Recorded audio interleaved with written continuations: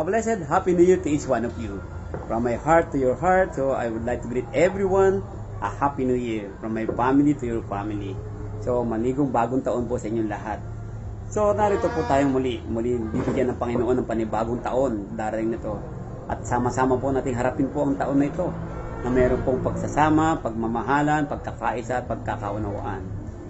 Samahan po ninyo na ako sa ating po paglilingkod sa Panginoon. Mga kapatid ko sa Twinville, sa Friendship Road at sa lahat ibang lugar. So, thank you so much for being faithful to the Lord. Let us continue to be faithful to the Lord and let us continue to face another year of our life with love and most especially with a smile in our heart. May ngiti sa ating mga puso at sa ating mga isip at sa ating mga labi. Harapin po natin ang taon na ito ng buklod-buklod po ng pag-ibig at paglilingkod sa Panginoon. Lalo natin po pagningasin po ang ating pananampalataya. Pagningasin natin ang paglilingkod sa Panginoon itong dating na taon na to.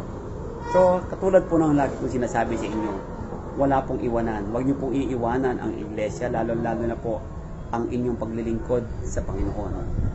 Lalo natin po palakasin ang ating pananampalataya at higit sila pagtitiwala, sapagkat alam naman natin lahat na tayong lahat ay patuloy na naghihintay sa muling pagbalik ng Panginoon. At habang natin siyang hinihintay, tayo po ay patuloy po na magsikap na marami po kung kaluluwa tayo may kaya itong taon na 2021 sa kaligtasan, para sa kaligtasan ng kanilang kaluluwa. Tayo po ay patuloy po na manghikayat o magturo ng iyong mga salita ng Panginoon. Kaya sabi ko nga lagi sa inyo, no matter what happen, whatever happens in our life, God will never leave us at hindi niya po tayo iwan kailanman. So, may darating na ng mga pagsubok itong taon na to. Ngunit, ano nga ba ang pagsubok na yan? Malaki ang Diyos, dakila ang Diyos sa buhay natin. Kaya po, wag po tayong mawawalan ng pag-asa. Habang may buhay po, lagi tayo may pag-asa. Ang pag-asa po na yan ay patuloy po na magbibigay sa atin ng kalakasan at tibay ng ating pananampalataya sa Panginoon. At sana po, patuloy po kayong maglingkod. Patuloy po tayong magtiwala.